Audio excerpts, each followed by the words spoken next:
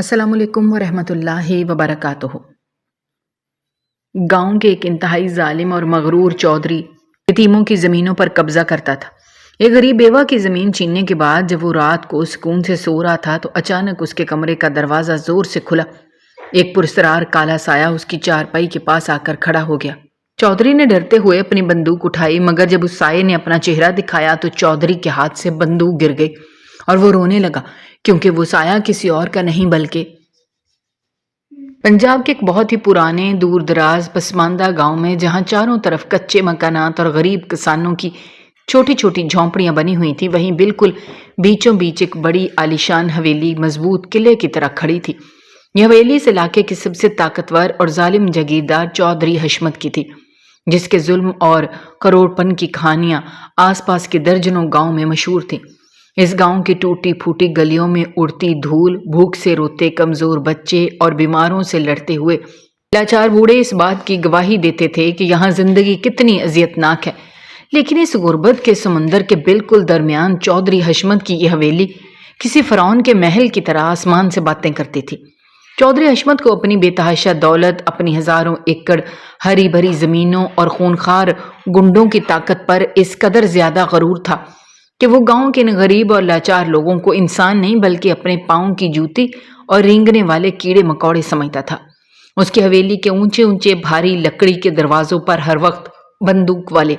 खतरनाक और वहशी पहरेदार खड़े रहते थे, जिनकी बड़ी बड़ी मूंछें और सुर्ख आंखें देखने वालों के दिलों में हैबत तारी कर देती थी। इन पहरेदारों को सख्ती से हदायत थी कि कोई गरीब अपनी फरियाद लेकर रोता हुआ अंदर दाखिल ना हो सके। हवेली के अंदर बंधे हुए शिकारी कुत्तों को गांव के गरीब इंसानों से ज्यादा अच्छा और पेट भर कर गोश्त डाला जाता था, जबकि बाहर लोग रोटी के सूखे टुकड़ों को तरसते थे। चौधरी का सबसे पसंदीदा मशगला और अपनी दौलत बढ़ाने का सबसे भयानक और जालमाना तरीका यह था कि वो गांव के इन कमजोर किसानों, बेसहारा बेवाओं और यतीम बच्चों की जमीनों पर अपने मसल्ला गुंडों के जोर पर जबरदस्ती कब्जा कर लेता था, जिनका इस दुनिया में कोई सहारा या वारिस नहीं होता था और जो थाने या कचहरी के जाकर अपने हक के लिए लड़ने की ताकत या पैसे नहीं रखते थे। लोग चौधरी हशमत के नाम से और उसके गुंडों के डर से रातों को अपने घरों में कांपते थे और किसी एक में भी इतनी हिम्मत नहीं थी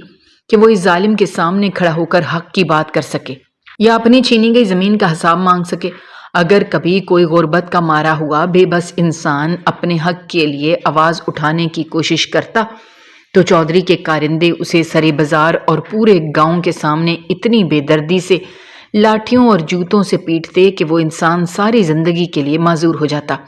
उसकी हड्डियां तोड़ दी जाती, उसे खून में लथपथ सड़क की धूल में तड़पता हुआ छोड़ दिया जाता ताकि वो और बाकी गांव वालों के लिए खौफनाक इबरत का निशान बन जाए। आज भी उस आलीशान हवेली के बहुत बड़े और खुले सेन में चौधरी हशमत का रोजाना वाला दरबार लगा हुआ था। चौधरी एक बड़ी सी नरम चारपाई पर गाओ तकिए का सहारा लिए इंतहाई चाहना और मुतकब्बराना अंदाज में बैठा हुआ था और एक कीमती हुक्का पी रहा था। उसके हुक्के की गुड़गड़ाहट की आवाज पूरे सेहन की में मौत जैसी खामोशी को चीर रही थी। हुक्के का गाढ़ा बदबूदार धुआं हवा में अजीबोगरीब शक्लें बना रहा था। चौधरी की सुर्ख आंखें धुएं के पीछे से किसी शिकारी दरिंदे की तरह चमक रही थीं। चौधरी के चौड़े माथे पर तकब्बुर की गहरी लकीरें थीं और उसके चेहरे पर एक अजीब सी सख्ती और फरौनियत अयां थी। इस चारपाई के सामने गांव के दर्जनों गरीब लाचार लोग फटे पुराने कपड़े पहने डरते डरते सर झुकाए और हाथ बांधे खड़े थे। उन सब के चेहरों पर गुर्बत और भूख नाच रही थी। शदीद गर्मी और दोपहर की तेज धूप की वजह से उनके चेहरों से पर पसीना बह रहा था, लेकिन चौधरी की वहशतनाक खौफ से उनके जिस्म अंदर से सर्द पड़ चुके थे और उनकी टांगें कांप रही थीं। लेकिन किसी की भी इतनी हिम्मत नहीं थी कि वो चौधरी की इन सुर्ख और गजबनाक आंखों में आंखें डाल सके। चौधरी ने हुक्के का एक लंबा कश लिया और गहरा धुआं हवा में छोड़ते हुए अपने सबसे खास और जालिम करिंदे को अपने पास बुलाया, जिसके चेहरे पर एक पुराने जख्म का बड़ा और भयानक निशान था, जिसकी मुस्कुराहट में मौत और बर्बादी छुपी हुई थी। चौधरी ने उस कारिंदे की तरफ देखकर इंतहाई रौनत और गुस्से भरी गरजदार आवाज में उसे एक नया जालमाना हुक्म दिया। चौधरी ने कहा, गांव के बिल्कुल आखिरी कोने पर मौजूद उस गरीब बेवा सकीना की वो छोटी सी जमीन जिस पर वो खेती बाड़ी करती है, उस पर आज और अभी इसी वक्त میرے سب سے بڑے اور بھاری ٹریکٹر چلا دیے جائیں، اس کی کچی جھونپڑی کو جڑ سے گرا کر وہاں سے اسے بالوں سے پکڑ کر دھکے دے کر ہمیشہ کے لیے نکال دیا جائے، کیونکہ وہ چھوٹی سی زمین چودھری حشمت کی بننے والی ایک نئی اور کروڑوں روپے کی فیکٹری کے سیدھے راستے میں آ رہی تھی۔ چودھری اس زمین پر اپنی فیکٹری کی لمبی چمنیاں کھڑی کرنا چاہتا تھا، جن کا زہریلا دھواں غریبوں کے پھیپھڑوں کو جلا دے اور اسے مزید بے تحاشا دولت کما کر دے، اور چودھری کسی بھی غریب اور لاوارث بیوہ کی وجہ سے اپنا کروڑوں روپے کا منافع اور نیا کاروبار خراب کرنے کا خواب میں بھی سوچ نہیں سکتا تھا۔ چودھری کا یہ انتہائی ظالمانہ اور بے رحم فیصلہ سن کر وہاں دربار میں کھڑے تمام غریب لوگوں کے دل خوف سے کانپ اٹھے۔ ان سب کو اس بے سہارا بیوہ سکینہ پر بہت ترس آ رہا تھا، کیونکہ سب جانتے تھے کہ چھوٹی سی زمین کے علاوہ اس دنیا میں اس بیوہ کا کوئی ٹھکانہ نہیں، لیکن موت کے ڈر اور چودھری کے خوف سے کسی ایک انسان کے ہونٹ بھی نہ ہلے اور کوئی بھی اس بیوہ کے حق میں بولنے کی ہمت نہ کر سکا۔ سب بت بنے کھڑے رہے۔ چودھری کے گنڈے فوراً اپنی خونی بندوقیں اور بھاری لوہے کے ڈنڈے اٹھا کر حویلی سے باہر نکل گئے تاکہ اپنے آقا کے حکم کی تعمیل کر سکے۔ اگلی صبح جب سورج پوری شدت سے آسمان پر چمک رہا تھا اور گرمی اپنے عروج پر تھی، چودھری حشمت کے درجن بھر ظالم اور مسلح گنڈے دو بہت بڑے اور بھاری ٹریکٹر لے کر سکینہ کی چھوٹی سی زمین اور کچے آنگن میں پہنچ گئے۔ ان ٹریکٹروں کے بھاری ٹائروں کی وجہ سے گاؤں کی کچی زمین بری طرح کانپ رہی تھی، اور ان کے سائلنسر سے نکلنے والے کالے دھوئیں نے آسمان کو گندا کر دیا تھا، جیسے کوئی لوہے کا دھاتی عفریت غریبوں کو کچلنے آ گیا ہو۔ گنڈوں کے چہرے پر کوئی رحم یا انسانیت کا نشان نہیں تھا۔ سکینہ اپنے کچے سین میں پرانی سی پھٹی ہوئی چٹائی پر بیٹھی اللہ کی عبادت کر رہی تھی۔ جب اس نے ٹریکٹروں کی خوفناک اور کان پھاڑ دینے والی آوازیں سنی اور زمین کو کانپتے محسوس کیا تو وہ پاگلوں کی طرح ننگے پاؤں دوڑتی ہوئی اپنی جھونپڑی سے باہر آئی۔ دوپہر کی تپتی ہوئی ریت اس کے پاؤں کو جلا رہی تھی، لیکن اسے اس کی کوئی پرواہ نہیں تھی۔ اپنی آنکھوں کے سامنے چودھری کے ظالم گنڈوں کو اور ان بڑے ٹریکٹروں کو دیکھ کر اس کے ہوش اڑ گئے۔ اسے سمجھ آ گیا کہ آج اس کی زندگی کی آخری امید اور اس کے مرے ہوئے شوہر کی آخری نشانی مٹی میں ملنے والی ہے۔ اس نے جلدی سے اندر جا کر غلاف میں لپٹا قرآن پاک اپنے کانپتے کمزور ہاتھوں میں اٹھایا اور بھاگ کر ظالم گنڈوں کے پیروں میں گر گئے۔ اس نے قرآن کا واسطہ دیا،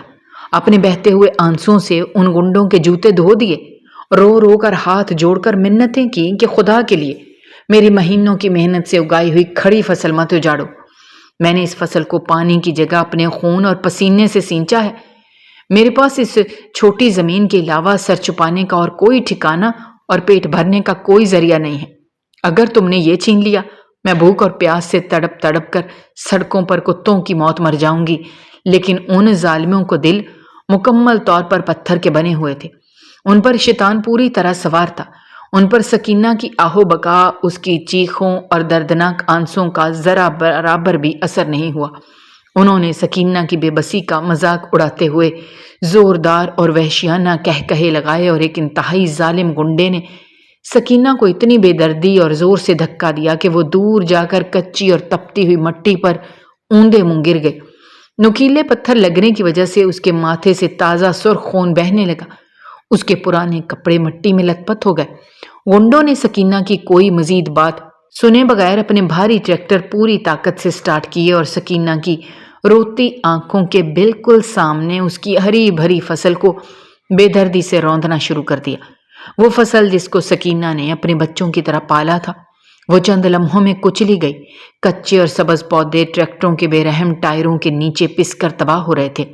ہریالی لمحوں میں بربادی کے ڈھیر میں بدلتی جا رہی تھی۔ پھر ان ظالموں نے اپنے ٹریکٹر کا رخ سکینہ کی کچی پرانی جھونپڑی کی طرف کر دیا اور بغیر کسی رحم کے اس پر ٹریکٹر چڑھا دیے۔ چند ہی منٹوں میں اس کے گھر کی کچی دیواریں اور لکڑی کی چھت ایک زوردار دھماکے سے زمین بوس ہو گئی۔ سکینہ کا بچا کھچا پرانا سامان، مٹی کے ٹوٹے ہوئے برتن، چارپائیاں اور ساری زندگی کی خوبصورت یادیں، سب کچھ اس ٹریکٹر کے بھاری ٹائروں کے نیچے آ کر ریزہ ریزہ ہو گیا۔ وہ پرانی لکڑی کی چارپائی جس پر سکینہ کے شوہر نے اپنی آخری سانسیں لی تھیں، وہ بھی ٹوٹ کر لکڑی کے بکھرے ہوئے ٹکڑوں میں بٹ چکی تھی، اور سکینہ کی آنکھوں کے سامنے اندھیرا چھا رہا تھا۔ مٹی اور دھول کا ایک بہت بڑا بادل اس اجڑے ہوئے گھر کے اوپر اڑ رہا تھا،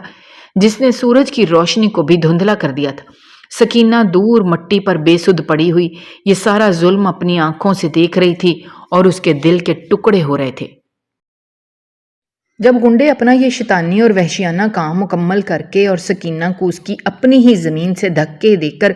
غلیظ گالیاں دے کر وہاں سے چلے گئے تو سکینہ روتے روتے بالکل نڈھال اور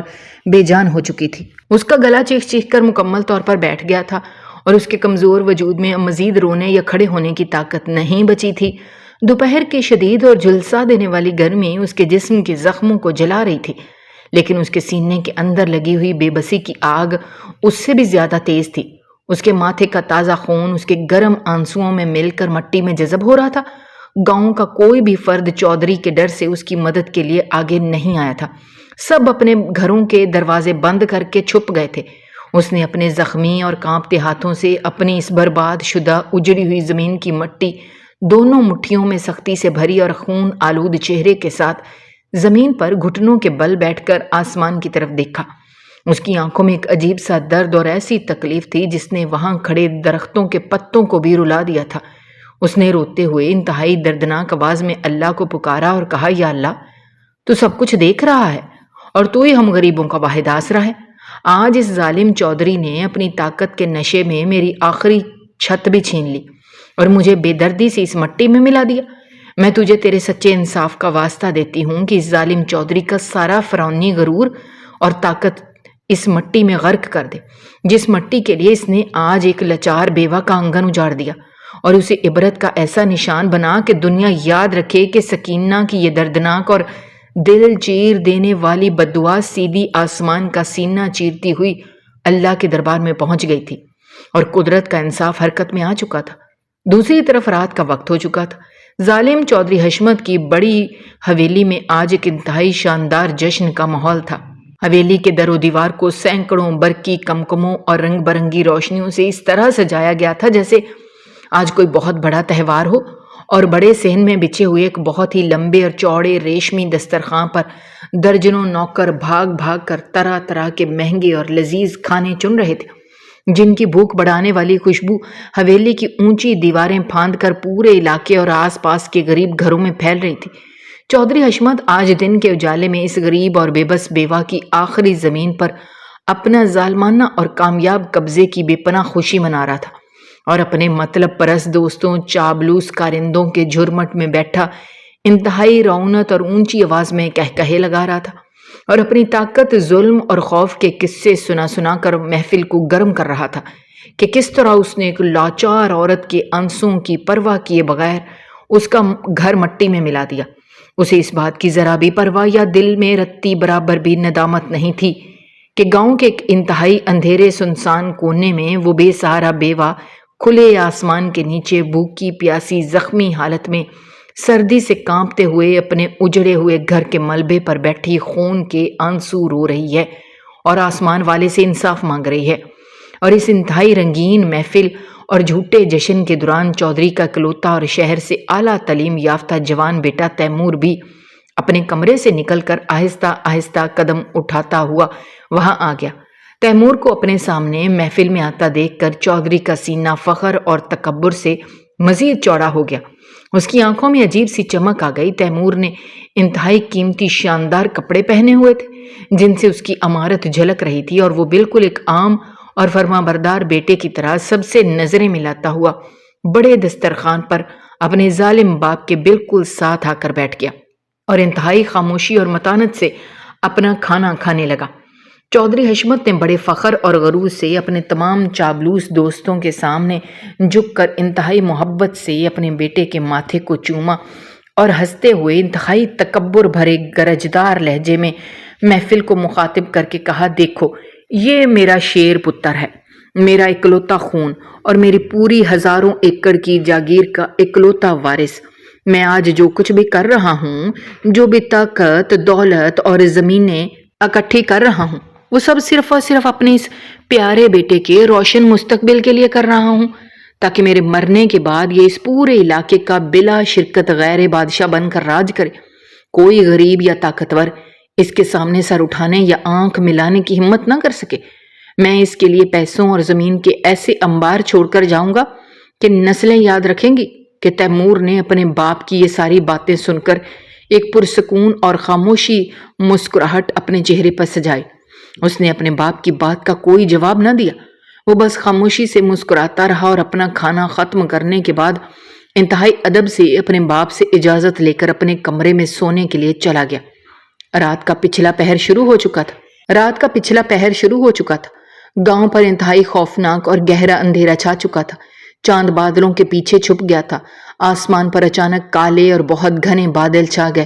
بہت تیز آندھی چلنے لگی اور اس آندھی کی وجہ سے حویلی کے پرانے اور بڑے درختوں کی شاخیں زور زور سے ہلنے اور ایک دوسرے سے ٹکرانے لگی، جس سے عجیب و غریب آوازیں پیدا ہو رہی تھیں۔ آسمان پر زور زور سے گرجنے والے بادلوں اور کڑکتی ہوئی بجلی کی خوفناک آوازیں اس بات کا واضح اعلان کر رہی تھیں کہ آج رات کچھ بہت برا ہونے والا ہے۔ قدرت کسی ظالم سے حساب لینے والی ہے۔ تھوڑی دیر میں آسمان سے انتہائی تیز اور موسلا دھار بارش شروع ہو گئی، جس نے پورے گاؤں اور حویلی کو اپنی لپیٹ میں لے لیا۔ حویلی کے تمام پہرے دار، محافظ اور غنڈے شدید اور سرد ہوا سے بچنے کے لیے اپنی بندوقیں لے کر اپنے اپنے کمروں اور چھتوں کے نیچے چھپ کر بیٹھ گئے۔ حویلی کے بڑے صحن میں مکمل ہو کا عالم تھا اور موت جیسی خاموشی چھائی ہوئی تھی۔ اس خوفناک اور طوفانی رات میں ظالم چودھری حشمت اپنے بہت بڑے شاندار کمرے میں نرم و گداز ریشمی بستر پر انتہائی سکون اور بے فکری کی گہری نیند سو رہا تھا۔ کمرے کے اندر کا ماحول باہر کے طوفان سے بالکل مختلف اور بہت گرم تھا۔ اسے کسی بات کا کوئی ڈر نہیں تھا، کیونکہ وہ سمجھتا تھا کہ اس کی طاقت اسے ہر طوفان سے بچا لے گی۔ باہر چلنے والی انتہائی تیز آندھی اور موسلادھار بارش نے پورے گاؤں کو اپنی لپیٹ میں لیا ہوا تھا۔ آسمان پر بار بار کڑکتی بجلی کی ڈراؤنی اور کان پھاڑ دینے والی آوازوں کے بیچ میں اچانک چودھری حشمت کے اس بہت بڑے اور پرتعیش کمرے کی کھڑکی کا بھاری شیشہ تیز ہوا کے انتہائی زوردار اور بھیانک جھٹکے سے ٹوٹ کر پورے فرش پر بکھر چکا تھا۔ اس ٹوٹے ہوئے شیشے کے ٹکڑوں کے راستے باہر کے انتہائی سرد، تیز اور کاٹدار ہوا بارش کے پانی کی بچھاڑ کے ساتھ کمرے میں تیزی سے داخل ہو رہی تھی، جس نے کمرے کے اس گرم اور پرسکون ماحول کو یکدم سرد اور ہوا خوفناک کر دیا تھا۔ اور اسی سرد ہوا کے ساتھ ایک انتہائی لمبا چوڑا اور خوفناک کالا سایہ بھی کھڑکی کے راستے کمرے کے اندر داخل ہو چکا تھا۔ اس سائے کے بھاری قدموں کے نیچے شیشے کے نکیلے ٹکڑے کچلے جا رہے تھے اور کرچی کرچی ہو رہے تھے، لیکن وہ سایہ کوئی درد محسوس نہیں کر رہا تھا۔ اس سائے نے پورے جسم اور چہرے کو ایک بہت بڑی لمبی کالی چادر سے مکمل طور پر چھپایا ہوا تھا، جس کی وجہ سے اس کی کوئی بھی پہچان یا اس کی آنکھیں یا اس کے خد و خال ذرا بھی نظر نہیں آ رہے تھے، اور وہ کسی موت کے بے رحم فرشتے کی طرح انتہائی خاموشی سے قدم اٹھاتا ہوا سیدھا چودھری حشمت کی نرم اور آرام دہ چارپائی کے سرہانے آ کر اس کی طرف منہ کر کے بالکل سیدھا ایک کالے پہاڑ کی طرح کھڑا ہو گیا۔ شیشہ ٹوٹنے کی اس قدر زوردار آواز اور چہرے پر پڑنے والی سرد گیلی ہوا کے تھپیڑوں سے چودھری حشمت ہڑبڑا کر بری طرح گھبرا کر گہری پرسکون نیند سے جاگ اٹھا تھا، اور جیسے ہی اس نے اپنی چارپائی کے بالکل قریب اس گہرے خوفناک اندھیرے میں موت جیسے کالے سائے کو ایک بت کی طرح کھڑے دیکھا تو ایک لمحے کے لیے اس کا دل کی دھڑکن مکمل طور پر رک گئی۔ اس کا سانس اس کے حلق میں بری طرح پھنس گیا تھا۔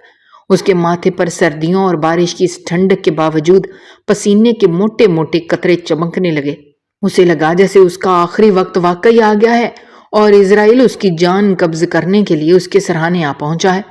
لیکن اس کا پرانا فرعونی غرور، اس کی ہوس اور برسوں کی طاقت کا نشہ ایک لمحے میں فوراً جاگ اٹھا، کیونکہ وہ اپنی ہی محفوظ اور درجنوں پہرے داروں والی حویلی میں کسی موت کے سائے سے ڈرنے والوں میں سے ہرگز نہیں تھا۔ اس نے انتہائی تیزی سے اپنے سرہانے کے نیچے نرم تکیے کے پاس چھپا کر رکھی ہوئی 2 نالی گولیوں سے بھری ہوئی خونی بندوق نکالی اور اس کا رخ سیدھا کالے سائے کے چوڑے سینے کی طرف کر کے انتہائی گرجدار تکبر اور غصے والی آواز میں مغلظات بکتے ہوئے، گالیاں دیتے ہوئے چیخ کر کہا، کون ہے جو آج اپنی موت کو خود آواز دے کر چودھری حشمت کی اس ناقابل تسخیر حویلی میں گھس آیا ہے؟ اور اسے انتہائی رونت بھرے جابرانہ انداز میں حکم دیا کہ ابھی اسی وقت बगैर कोई मजीद हरकत किए अपने चेहरे से ये कपड़ा हटाकर अपना असली चेहरा दिखाए, वरना वो 1 सेकंड में उसका सीना गोलियों से छलनी कर देगा और उसके खून में लथपथ लाश को हवेली के भूखे कुत्तों के आगे डाल देगा। और इस दुनिया में किसी को कानों कान खबर भी नहीं होगी कि रात के इस गहरे अंधेरे में यहाँ क्या खूनी खेल खेला गया। लेकिन चौधरी हशमत की इस इंतहाई खौफनाक धमकी और बंदूक की इस खूनी नाली का उस काले साए पर जरा भी असर न हुआ, और वो साया मौत से डरकर पीछे हटने या कांपने के बजाय अपनी जगह पर बिल्कुल मजबूत चट्टान की तरह खड़ा रहा। उसने चौधरी की गंदी गालियों का कोई गुस्सा ना किया, न ही खौफजदा होकर कोई जवाब दिया, बल्कि इंतहाई पुरसकून और ठहरे हुए अंदाज में अपना एक हाथ आहिस्ता से आगे बढ़ाकर चारपाई के पास लकड़ी की छोटी मेज पर रखा हुआ शीशे का लैंप जला दिया। लैंप की पीली धीमी रोशनी के इस बड़े कमरे में फैलते ही उस साये ने अपने चेहरे से वो काली चादर मुकम्मल तौर पर हटा दी और अपना चेहरा चौधरी के सामने बिल्कुल नंगा कर दिया। वो चेहरा देखते ही चौधरी हशमत के गुस्से तकब्बर से भरी हुई सुर्ख आंखें हैरत, सदमे और बेयकीनी से इस कदर फट गईं कि जैसे वो अभी उबल कर बाहर आ जाएंगी, और उसके वो मजबूत और जालिम हाथ जो गरीबों की जान लेने, यतीमों की जमीनें छीनने और उन पर कोड़े बरसाने में कभी नहीं कांपते थे, आज इस कदर बुरी तरह कांपने लगे कि वो भारी लोहे की 2 नाली बंदूक उसके पसीने से गीले हाथों से छूटकर जोरदार आवाज के साथ कमरे के फर्श पर गिर गए। चौधरी की टांगों की सारी जान एक लम्हे में रेत की तरह बह गई। वो सदमे और शदीद खौफ के आलम में लड़खड़ा कर वापस अपनी नरम चारपाई पर धड़ाम से गिर गया और उसका मुंह खुले का खुला रह गया, क्योंकि वो काला साया कोई बाहर का दुश्मन, कोई पुराना भूत या कोई पुराना गुंडा नहीं था, बल्कि वो साया चौधरी हशमत का अपना सगा खून, उसका इकलौता जवान और शहर से आला तालीम याफ्ता बेटा तैमूर था, जिसके चेहरे पर उस वक्त अपने जालिम बाप के लिए बेपनाह नफरत और शदीद गुस्सा आया था, और उसकी आंखें खून की तरह सुर्ख हो रही थीं, जिनमें बरसों का दर्द और तकलीफ छुपी हुई थी। चौधरी हशमत का दिमाग ये नाकाबिले यकीन और भयानक मंजर देखकर बिल्कुल सुन्न हो गया। उसे कुछ समझ नहीं आ रहा था कि उसका अपना इंतहाई फर्माबरदार बेटा तैमूर, जिसके लिए उसने सारी दुनिया उजाड़ी थी, वो रात के अंधेरे पहर में कातिल का रूप धाक कर उसके सरहाने क्यों खड़ा है, और उसकी आंखों में आज वो पुरानी मोहब्बत और ताबेदारी क्यों नहीं है। चौधरी हशमत हकलाते हुए अपने कांपते होठों से बमुश्किल अल्फाज अदा करते हुए इंतहाई रोहन सी टूटी हुई आवाज में बोला, तैमूर पुत्र, तू रात के इस पहर इस तरह मेरे सर पर मौत बनकर क्यों खड़ा है, और तेरी इन आंखों में मेरे लिए इतनी नफरत और इतना गुस्सा क्यों है? तूने ये क्या खौफनाक रूप धारा हुआ है? चौधरी की ये बात सुनकर तैमूर की आंखों में मौजूद गुस्सा और भी ज्यादा भड़क उठा। उसने इंतहाई सर्द काटदार लहजे में अपनी पहनी हुई काली जैकेट के अंदर हाथ डाला और एक बहुत ही भारी मोटी फाइल निकालकर पूरी ताकत से चौधरी हशमत के चेहरे पर मारते हुए कहा, मैंने आपके पिछले 20 सालों के तमाम काले धंधों और इन बेगुनाह यतीमों गरीबों की जमीनों के तमाम जाली कागजात और जो इंतहाई शर्मनाक जुल्म आपने इस गरीब और बेसहारा बेवा सकीना पर किया, उसके सारे पक्के और नाकाबिले तरदीद सबूत पुलिस और एंटी करप्शन के महकमे को दे दिए हैं, और इस वक्त इस हवेली के चारों तरफ बाहर सड़क पर पुलिस की भारी नफरी खड़ी है। उनकी गाड़ियों की नीली और लाल बत्तियां हवेली की दीवारों पर पड़ रही हैं। उन्होंने पूरे गांव को और इस हवेली को अपने सख्त घेरे में लिया हुआ है। आपके सारे पहरेदार और जालिम गुंडे अपनी जान बचाकर अंधेरे में भाग चुके हैं। तैमूर ने इंतहाई गरजदार आवाज में कहा, आपका ये सारा जुल्म और आपकी ये गरीबों का खूनी खेल अब हमेशा के लिए खत्म हो चुका है।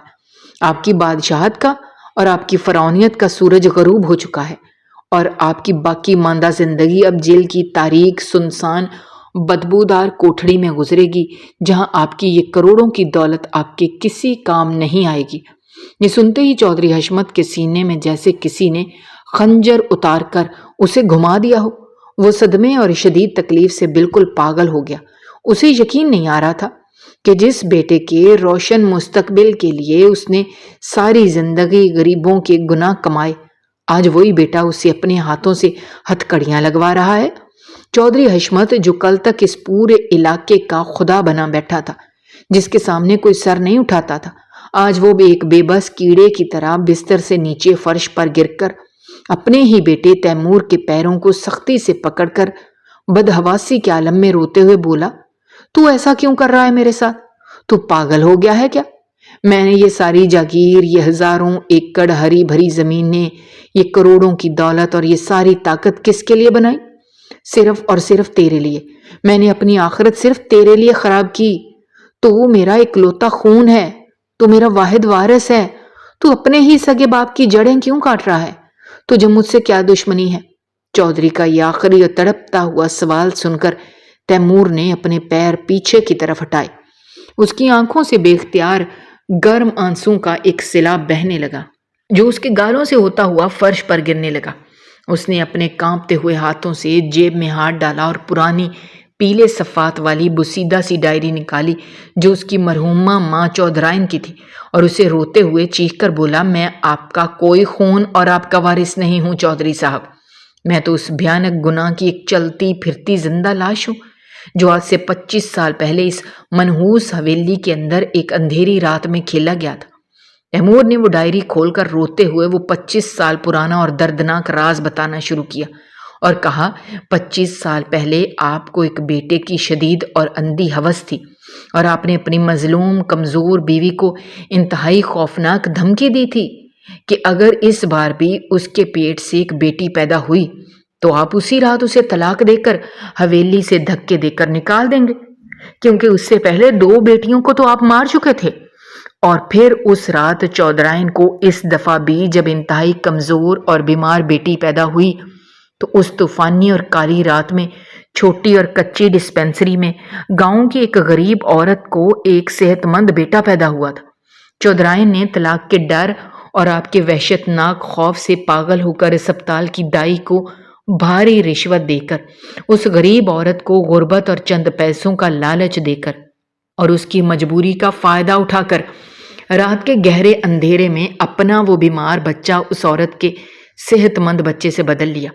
اس عورت کی غریب اور لاچار گود میں وہ بیمار بچی صرف چند دن بعد مہنگی دوائی اور علاج نہ ملنے کی وجہ سے بھوک اور پیاس سے تڑپ کر انتقال کر گئی، اور اس کا وہ اصلی بیٹا اس حویلی میں آپ کے نام کے سائے میں اور آپ کی حرام کی کمائی پر شہزادوں کی طرح پلتا رہا۔ تیمور نے روتے اور کانپتے ہاتھوں سے وہ پرانی ڈائری چودھری کے چہرے کے بالکل سامنے کر دی اور بتایا، میری ماں چودھرائن نے اس دنیا سے مرنے سے پہلے مجھے یہ ڈائری دے کر اس شرمناک راز سے مکمل طور پر آگاہ کر دیا تھا اور مجھ سے روتے ہوئے یہ آخری وصیت کی تھی کہ بیٹا، میں تو اس ظالم چودھری کے سامنے اور اس کی طاقت کے آگے بالکل بے بس تھی اور طلاق کے ڈر سے کانپتی تھی، لیکن تم جس غریب عورت کے پیٹ سے پیدا ہوئے ہو وہ آج بھی اس گاؤں میں در در کی ٹھوکریں کھا رہی ہے، یتیموں کی طرح زندگی گزار رہی ہے۔ تم جب بڑے اور طاقتور ہو جانا تو اپنی اس اصلی ماں کو چھینا ہوا حق اور اس کی عزت ضرور دلانا، اور چودھری کے نقش قدم پر چلتے ہوئے غریبوں کا خون نہ چوسنا۔ تیمور نے بتایا کہ میں پچھلے کئی سالوں سے اسی لیے اس حویلی میں خاموشی سے رہ رہا تھا کہ آپ کے خلاف دن رات ایک کر کے پکے ثبوت اکٹھے کر رہا تھا تاکہ میں آپ کے اس تکبر کو توڑ سکوں اور اپنی اصلی ماں کے بہائے گئے آنسوں کا حساب لے سکوں۔ تیمور نے چودھری کی خوفزدہ آنکھوں میں آنکھیں ڈال کر انتہائی دردناک اور گرجدار آواز میں وہ آخری بات کہی جس نے چودھری کے وجود کو جلا کر راکھ کر دیا۔ تیمور نے کہا، جس غریب بیوہ کو آپ نے انتہائی بے دردی سے بے گھر کر کر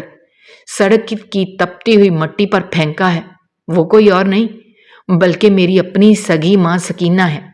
آپ نے میرا گھر نہیں میری جنت اجاڑی، آپ نے میری ماں کی گود کو روتا ہوا چھوڑا، اور اب قدرت آپ کو اسی گود کے بدلے عبرت کا نشان بنائے گی۔ چودھری حشمت یہ ساری حقیقت اور بھیانک راز سن کر بالکل پتھر کا ہو گیا۔ اس کا دماغ مکمل طور پر سن ہو گیا اور اسے لگا جیسے کسی نے اس کے پورے وجود پر تیزاب ڈال دیا ہو۔ اس کی آنکھوں کے سامنے گہرا سیاہ اندھیرا چھا گیا، اس کی رگوں میں دوڑنے والا خون جمنے لگا، اس کا سانس اس کے سینے میں اٹک کر رہ گیا۔ اس کے لیے یہ صدمہ موت سے زیادہ بھیانک تھا کہ جس بیٹے پر وہ اتنا فخر کرتا تھا، جس کے لیے اس نے ساری دنیا کو رلایا، وہ خون اس کا تھا ہی نہیں۔ उसकी अपनी सगी बेटी बरसों पहले एक गरीब की झोंपड़ी में लवारसों की तरह मर चुकी थी और उसकी नस्ल उसी दिन खत्म हो गई थी जिस दिन उसने तलाक की धमकी दी थी। उसकी बीवी ने सारी जिंदगी उसके साथ धोखा किया और वो एक मांगे हुए चुराए हुए बच्चे को अपना वारिस समझकर पालता रहा। यह एहसास उसके लिए इतना ज्यादा तकलीफ दे था कि उसका सारा फिरौनी गरूर, उसका तकब्बुर और उसकी हवस लम्हों में टूट कर बिखर गई। उसके दिल में एक शदीद दर्द उठा और उसकी जुबान तालू से चिपक गई और वो अपना सीना पकड़कर फर्श पर गिर गया। उसे फालिज का एक शदीद झटका महसूस हुआ जिसने उसके जालिम जिस्म को मफलूज करके रख दिया। उसी लम्हे कमरे का भारी लकड़ी का दरवाजा एक जोरदार धक्के से खुला और पुलिस की भारी नफरी ने अंदर दाखिल होकर उस जालिम और मफलूज चौधरी को बाजुओं से सख्ती से पकड़कर हथकड़ियां लगा ली और उसे जमीन पर घसीटते हुए हवेली से बाहर ले गए, जहां बारिश में पूरा गांव जालिम चौधरी का ये बरतनाक अंजाम देखने के लिए खड़ा था और कुदरत के इंसाफ पर हैरान था। अगली सुबह जब इस तूफानी रात का अंधेरा मुकम्मल तौर पर खत्म हुआ और सूरज की रोशनी फैली तो सकीना सड़क किनारे गीली मट्टी में बैठी ज़ारो कतार रो रही थी और उसके पास सर छुपाने की कोई जगह और कोई सहारा नहीं था। तभी एक बहुत बड़ी और महंगी गाड़ी उसके पास आकर रुकी। तैमूर उस गाड़ी से उतरा और भागकर सीधा उस गरीब सकीना के कदमों में गिर गया। उसने अपने महंगे कपड़ों की परवाह नहीं की और उसकी मट्टी से भरे हुए हाथ चूमकर उसे रोते हुए माँ कहकर पुकारा। तैमूर ने उसे सारी हकीकत बताई और वो गरीब माँ 25 साल बाद अपने बिछड़े हुए खोए हुए जवान बेटे को अपने सीने से लगाकर धाड़े मार मार कर रोती रही और आसमान की तरफ देखकर अल्लाह का शुक्र अदा करती रही। तैमूर अपनी उस असली और मजलूम माँ को पूरे वकार और इज्जत के साथ हवेली में लेकर आया जहां अब उसका राज था और जालिम चौधरी हशमत अपने तकब्बुर और जुल्म की इबरतनाक सजा काटने के लिए हमेशा के लिए जेल की इन तारीक और नम दीवारों के पीछे दफन हो गया था, जहां कोई उसका नाम लेने वाला और कोई उसे बाप कहने वाला नहीं बचा था। ये कहानी इस अटल और कड़वे सच का जिंदा सबूत है कि इस दुनिया में मकाफाते अमल का कानून कभी किसी के लिए नहीं बदलता। जालिम चाहे कितना ही ताकतवर क्यों ना हो, कुदरत की लाठी बेआवाज जरूर होती है, लेकिन जब वो हरकत में आती है तो बड़े बड़े फराउनों का गरूर इस मट्टी में मिला देती है जिस मट्टी से वो बने होते हैं। इंसान दौलत और ताकत के नशे में अंधा होकर कमजोरों पर जुल्म तो कर लेता है, लेकिन वो ये भूल जाता है कि किसी बेबस बेवा और यतीम के दिल से निकली हुई आह सीधी आसमान का सीना चीरकर अल्लाह के दरबार में पहुंचती है और मजलूम के बहाए गए आंसू जालिम की बर्बादी का वो सिलाब लाते हैं जिसे दुनिया की कोई भी ताकत नहीं रोक सकती। दौलत की हवस और झूठी इना इंसान को अंदर से इस कदर खोखला कर देती है कि वो इन रिश्तों और इस जागीर पर फख्र करने लगता है जो हकीकत में उसकी होती ही नहीं। गुनाह कितना ही पुराना और कितना ही गहरा दफन क्यों ना हो, कुदरत उसे एक ना एक दिन बेनकाब करके ही दम लेती है और जालिम को उसके घर और उसके गरूर के जरिए जलीलो ख्वार करके दुनिया के लिए एक भयानक इबरत का निशान बना देती है, ताकि इंसान को अपनी असली औकात याद रहे और वो ये जान ले कि दुनियावी ताकत महज एक धोखा है और असल हुक्मरानी और सच्चा इंसाफ सिर्फ और सिर्फ कुदरत के हाथ में है, जो कभी किसी मजलूम के साथ नाइंसाफी नहीं होने देती और सच को हमेशा जिंदा रखती है। दोस्तों, हमारी आज की ये कहानी आपको कैसी लगी कमेंट बॉक्स में अपनी राय का इजहार करना मत भूलिएगा और अगर आप हमारे चैनल पर नए हैं तो चैनल को सब्सक्राइब करना भी मत भूलिएगा। शुक्रिया। अल्लाह हाफिज।